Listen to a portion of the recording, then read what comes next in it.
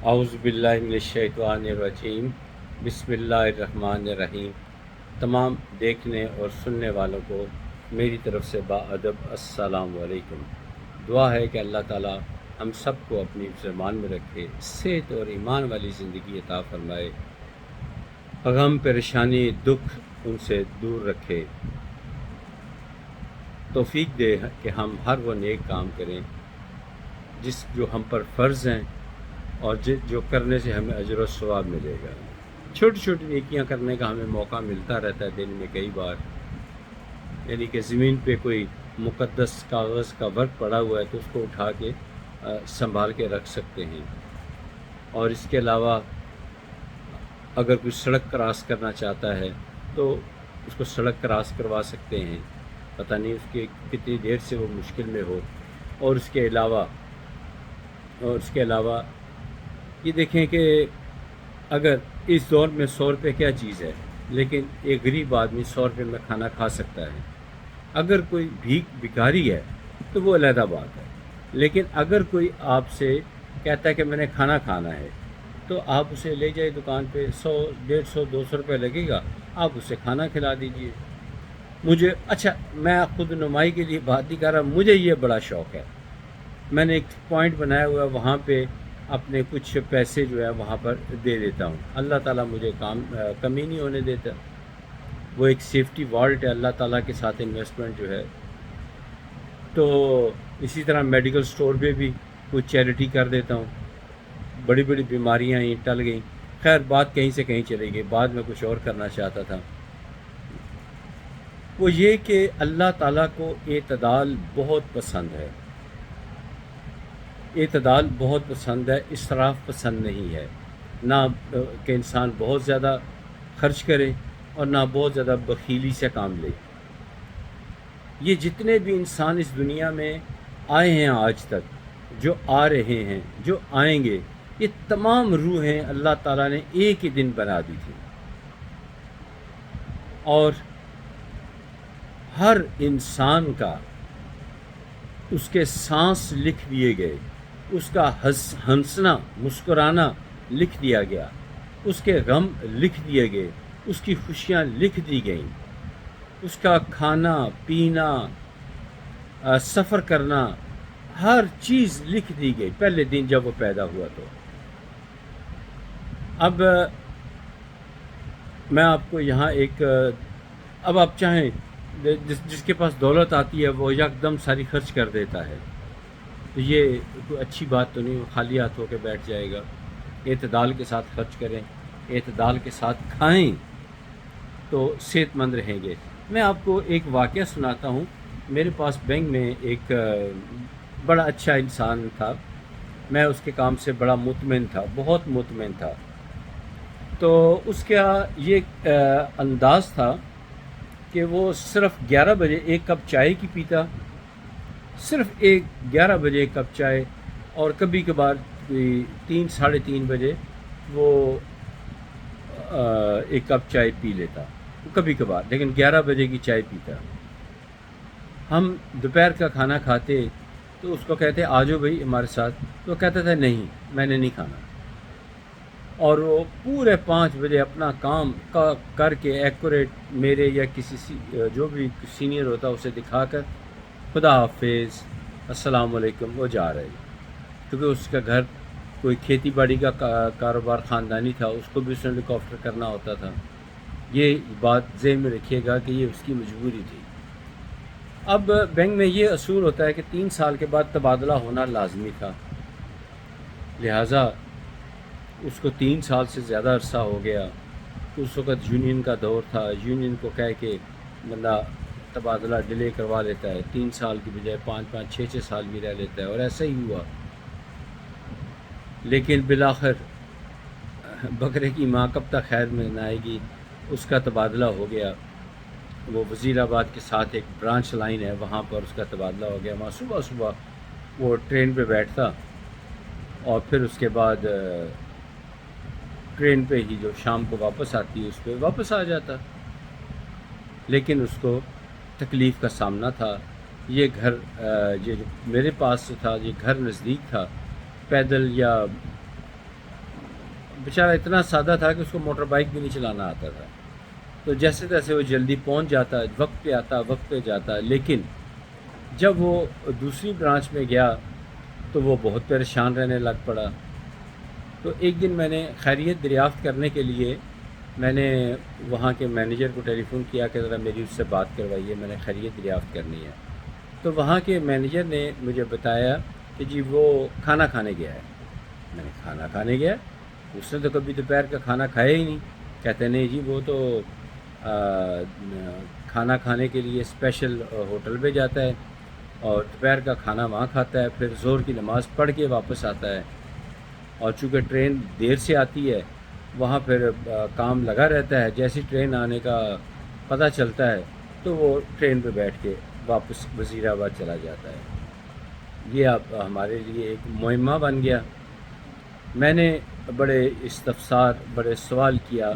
ہم نے ارادہ کیا کہ آج اس کو ٹرین پہ جیسے اترے گا اس کو روک لیں گے، اور ٹرین پہ جب روک لیں گے تو ظاہر ٹرین پہ اتر کے پھر اس نے آگے گاؤں کی طرف جانا ہے. تو اس موقع پہ ہم اس سے پوچھیں گے بھائی یہ ہم کہتے رہے ہیں کہ دوپہر کا کھانا کھاؤ تو کبھی نہیں کھایا، اور وہاں پر تم یہ کرتے ہو.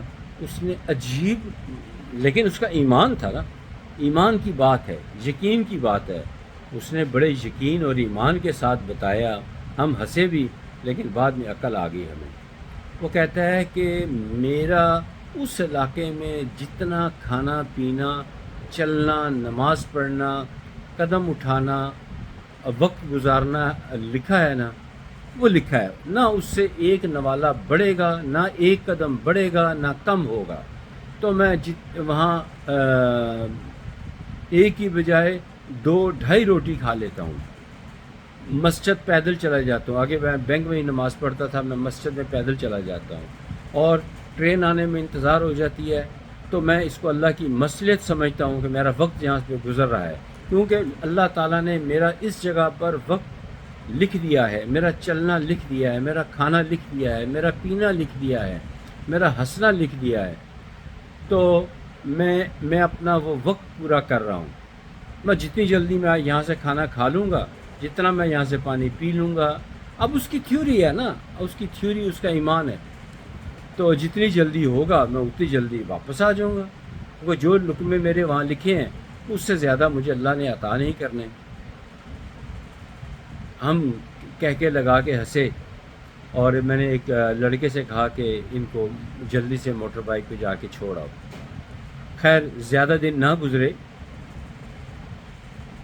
تو اس ہمارے جو ملازم تھا، بہت نیک انسان تھا، اس کا واپس تبادلہ برانچ میں آ گیا. ہمیں پتہ بھی نہیں چلا. مجھے تو اچانک ٹیلی فون آیا کہ فلاں آدمی جو ادھر ٹرانسفر کیا تھا وہ واپس آپ کے پاس آ رہا ہے. میں نے کہا اچھا. میں نے چونکہ مجھے وہاں میرے جو ریجنل مینیجر تھے گجرانوالہ، ان کے پی اے نے مجھے ٹیلی فون کیا تھا، اس لیے میں نے کہا کہ جب وہ آ نہیں جائے گا میں اپنے سٹاف کو نہیں بتاؤں گا. اور وہی بات ہوئی. اگلے دن صبح اس کے ہاتھ میں لیٹر تھا تو سارا سٹاف خوش ہوا. اور پھر اس نے ہمیں کہا دیکھا میں نے کہا تھا نا کہ میرا کھانا پینا، دانا پانی جو جہاں لکھا تھا وہ میں نے جلدی ختم کر لیا اور جلدی واپس آ گیا. اس سے تھوڑا سارا ہمیں سبق بھی ملتا ہے کہ ہمیں اعتدال کے ساتھ زندگی گزارنی چاہیے. نہ تو بہت، یہ جو لوگ بسیار خوری یعنی بہت زیادہ کھاتے ہیں پھر بیماریوں کا شکار ہوتے ہیں، جو کم کھاتے ہیں وہ صحت مند زندگی گزارتے ہیں. اور یہ بزرگ ہمارے بتا گئے ہمیں کہ اس جسم کو جتنا دکھ دیں گے، یعنی کام لیں گے اس کو مصروف رکھیں گے، جتنا اس کو دکھ دیں گے یہ اتنا ہی سکھ دیں گے. اور کہہ کے لگا کے ہنسنے والے کے چہروں سے رونق ختم ہو جاتی ہے. مسکرانا سنت ہے، مسکرائیں، مسکرا کر ملیں، لیکن ہر کام اعتدال کے ساتھ کریں، اور اسی میں ہماری بھلائی ہے. مجھے امید ہے کہ آپ میری ان باتوں کو مذاق میں نہیں لیں گے بلکہ سنجیدگی سے لیں گے. کھانا اعتدال کے ساتھ کھائیں.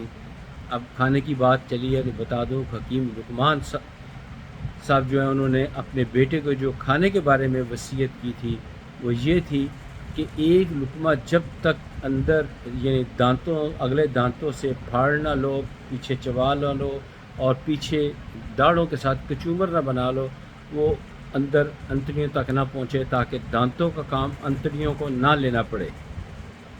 اور دوسرا لقمہ جب وہ نوالا حلق سے نیچے اترے تو پھر دوسرا نوالا توڑو، آہستہ آہستہ ٹھہر ٹھہر کر کھاؤ، کبھی بیمار نہیں ہوگے۔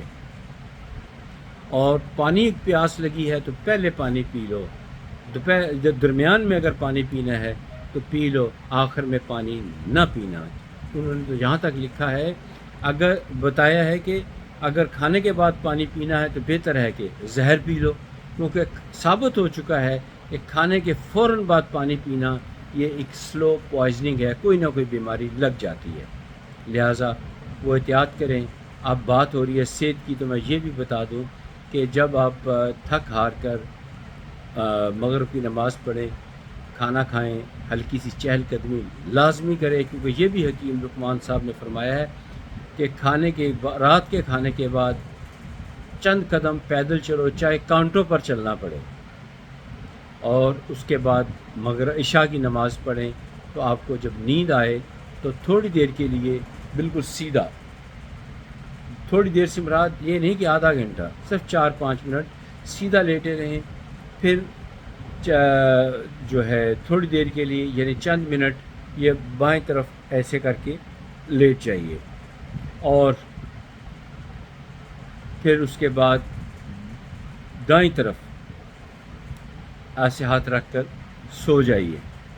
آپ کی معدہ، آپ کی ہر چیز جو ہے، جس کو تھوڑی بہت موومنٹ، کھانا ہر جگہ پہ پہنچنا تھا، وہ اس طریقے سے پہنچ جائے گا۔ اور پھر آیت الکرسی چاروں کل پڑھتے ہوئے، اللہ کو یاد کرتے ہوئے، استغفار کرتے ہوئے اور کلمہ پڑھ کر سو جائیے۔